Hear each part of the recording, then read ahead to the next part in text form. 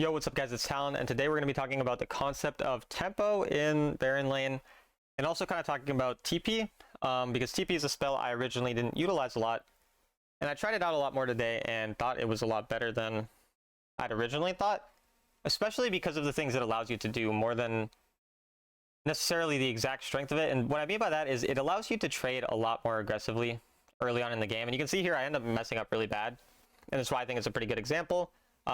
I end up missing my first ability for no reason, and I end up getting put down a lot early on against this Pantheon, who's a champion who has Ignite currently. And because he has Ignite, it's really, really hard to trade into him if I take a bad trade like this, obviously. And so TP allows me to kind of recall and not be screwed over too much. Basically, just I can recall whenever I want. In this case, I didn't think yet that I will fully die. And so I was fine with trying to squeeze a bit more out of that, and then I was trying to get my second ability off. Barely mistimed it. But now at this point, I'm like, okay, I actually have the fruit. I can maybe stick around a bit longer. But overall, like, the TP gives me the safety to kind of recall whenever I need, whenever I'm in danger, without having to worry too much.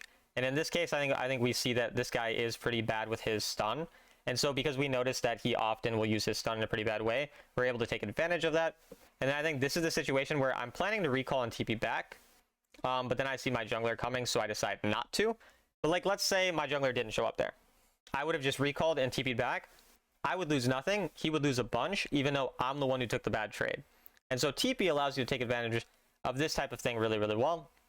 In this case, I didn't actually notice him trying to sneak up on me, and I get lucky that he's an idiot. So thank you for being an idiot. But TP basically allows you to kind of not get punished after making a mistake, and it allows you to trade a lot harder without being as worried about jungle, because you can recall quicker. Whereas if you trade really hard early on and you don't know where enemy jungle is, they could gank you. But in this case, I'm into a Rammus, for example. I know that I can simply TP back if I ever take a bad trade, as I was looking to do until my teammate ganked me. And in general, I've found that a lot of people don't understand the concept basically of tempo.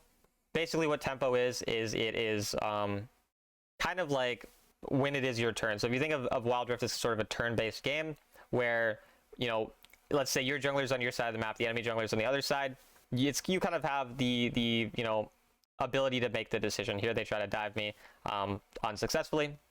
But it basically means that you have like the agency or the choice of what to do, that type of thing. Times where you don't really have tempo are going to be if you haven't recalled yet. So like, even if you get a kill on your laner, if you don't recall after getting that kill and they end up coming back to lane and then fighting you, well, now you're probably gonna have lower mana, you might have lower health, you wouldn't have your items bought. And so it's very, very frequent that TP allows you to take advantage of the fact that the enemy haven't yet recalled and bought their items, because it doesn't allow them as much time to take turret plates, for example, after they kill you, if they, you know, gank you and that type of thing. So early game, it allows you to not fall behind. Now the weaknesses of it are combat. I can't fight this Pantheon even if I'm slightly stronger than him in certain situations without him making a big mistake due to the fact that he has Ignite. Now in this case, he's very, very bad and my jungle was here, but you can see like even then, if I didn't just perfectly land the vitals, because again, he's just really bad, it would have been significantly harder to kill him, and obviously I needed my jungler to come. But what it does allow you to do is play really hard around things like your jungler. So in this case, I'm mostly playing around the fact that my jungle is there to take aggressive trades because I'm into a matchup like Pantheon. And I'm not really going to hard fight him to the death unless I know, again, I can utilize TP to get back and be safe, or if I know the enemy jungle's on a different side of the map. So this kind of concept really allows you to take advantage of bad players, even if you mechanically mess up. Like I said, I did a lot of bad things this game. Jungle did help me out, of course. However, again, like I said, even if jungle didn't help me out, we had a perfectly reasonable situation to just TP in. And so yeah, that's kind of the basic concept of tempo. You need to make sure you recall after getting kills. You make sure you don't overstay. Make sure that, again, you know where the enemy jungle is before deciding what you want to do. In terms of like staying for turret plates, you know, if you don't know where enemy jungle is, pretty risky to do that. But in this case, I don't mind even if I don't know where enemy jungle is, because I have TP. So even if I do die, I'm not going to lose nearly as much if I do get ganked, which is what's really, really nice about this spell as well. And in this case, Rammus doesn't even end up killing us anyway. So it's fine, but that kind of allows us that extra just like ability to not lose out on as much gold, that type of thing. So overall, that was kind of what I want to talk about in terms of this early game. One other thing I wanted to mention is with Fiora specifically, this second ability usage on the Pantheon. So we've seen Pantheon. We saw that initially he would stun right away as soon as I jumped on him. And so because he did that, I used my second ability once I realized that to block immediately as I went on him. But then here I realized like now I'd already done that, so he's not gonna again stun right away because he knows that I did that. So now I waited a little bit, and then you saw I stunned a little later, and that's what allowed me to get the kill. So I'm gonna go back and show you guys what I mean. So again, before he had stunned right away, but then we punished him for stunning right away, so we know he's not gonna do that again. So if you watch here, I go on him and I purposefully don't second ability right away. I wait for his stun or for a little longer, and then once he uses that shield ability, I know he's going to feel like he's in danger, and he's then going to use his stun later. And by doing that, we're able to punish him really hard, and then we get some turret plates. We know he has ultimate, and so this is the concept of tempo. A lot of people would agree to get an extra, try to get the turret there, for example. I knew that he's going to ult back, but I also knew I had enough time to squeeze out a couple plates, and then I can use TP to get back here if I want to.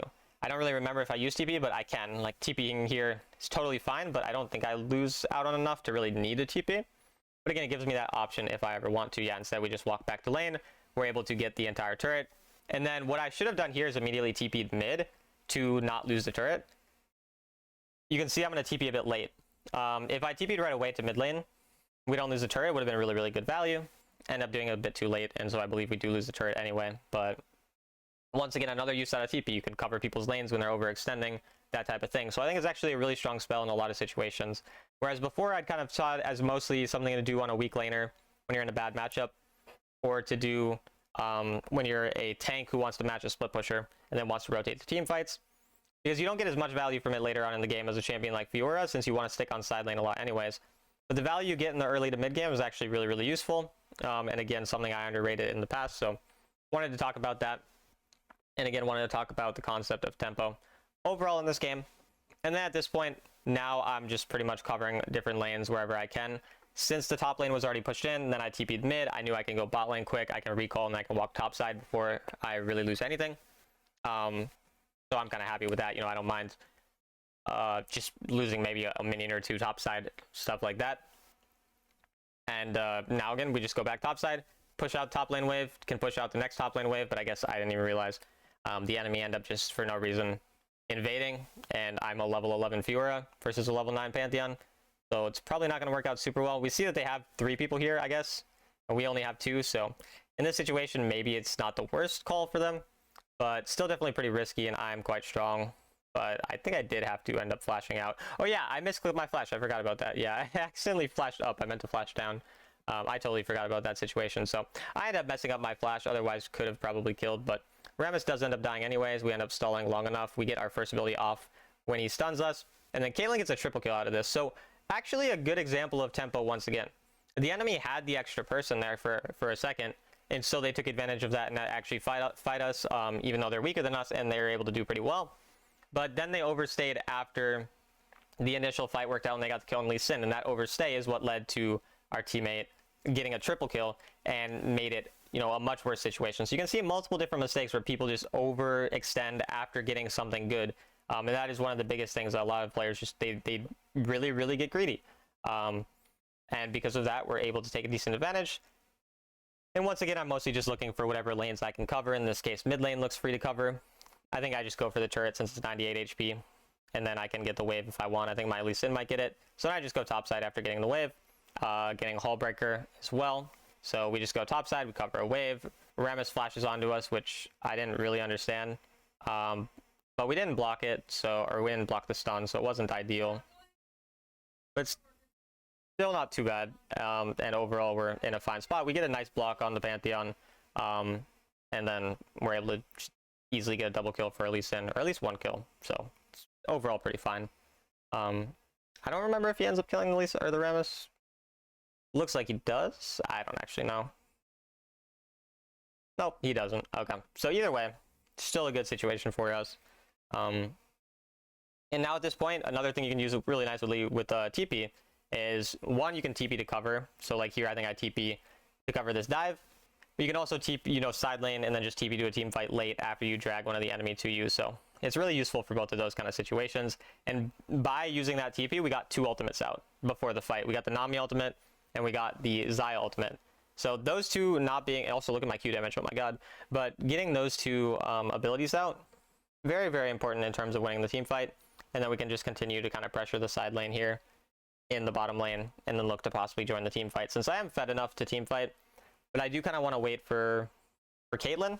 Just obviously Caitlyn's you know, respawning, and so we want to, once again, similar concept of tempo. It's not really our turn to fight when we don't have our Caitlyn there, but if Caitlyn's there, then we have the chance of actually fighting. In this case, I saw like, oh, I can just pressure mid lane. Looks pretty hard to actually fight immediately, and so my team finds a nice engage, and I can just continue to push this mid lane. Even if they don't win the fight, it's not bad enough where we're going to lose a lot. We already got a kill out of it, and then I can easily just get this mid lane turret, get a bunch of gold, and then I'm also high enough health that I could fight this Rammus if I want to. And we do end up killing him. We kill the Annie afterwards, and then we end up getting the turret. So we get a couple kills out of it, get a turret, and again, that's kind of a very common concept I like to do on Fiora. Instead of just joining the team fight straight up, you do something like you pressure the mid lane while your team is fighting, or you pressure the bot lane or whatever lane that's on the side, you know, of the objective. You just pressure that lane. Either people respond to you and then you drag them away from the fight, or you just get free turrets out of the dragon. And again, one dragon is not worth nearly as much as a second, you know, a tier 2 turret. Those are way, way more valuable, and so we're pretty happy with that. At this point, once again, concept of tempo. You can see how many different mistakes people make in regards to tempo. Lee Sin tries to take too much advantage, tries to invade after our fight worked out, but the enemy respawned at that point. They have Pantheon ultimate, and because he overextends, now we have a chance of losing Baron. So what we have to do is we have to try to cover the Baron, have to try to zone the enemy off it so that our teammates, you know, or so that we don't lose it, and we do that by getting a pick onto the Annie right away. And again, all we're trying to do here is just stall the Baron. Don't want to overextend too much, just want to get some poke and kind of make it hard for the enemy to go forward. Our teammate does go in, so of course we try to follow up now. Nami's really, really low, and because of all this, we're able to at least somewhat stall. I don't remember what ends up happening with this Rammus. He does just walk into me and lets me stun him for free. He's not the smartest Rammus. Most Rammus players aren't the smartest. And so we're able to get a double kill and stall this fight out. And then I tried to ignite him because I'm used to using ignite. I keep accidentally tapping TP like it's ignite. And so I was like, oh, I'm going to ignite him to stop his thing. I don't have ignite. It doesn't work like that. But at this point, very good thing that I'm doing here as well. We know that Annie respawned. We know she's probably going to look for a steal. And so instead of just going for the objective, I end up just zoning off the Annie and getting a kill on her. So once again, that kind of relates to tempo again. We know that the enemy are respawning. What are they going to be thinking? They're going to probably try to get us, you know, at the Baron. If we didn't do that, maybe they would have stunned us and stole the Baron or done some random stuff. So instead, we're going to make sure we zone her off, not, you know, worry too much, and we'll be good there. I think I TP bot lane at this point. No, I TP top side because I wanted to see if I could fight. I think I probably should have just TP'd bot, but I don't mind using TP like this as well because there's no objective spawning anytime soon. That's actually important to me, and because of that, I'm going to use my TP for just some simple thing like getting on the map faster to get more push out of our Baron.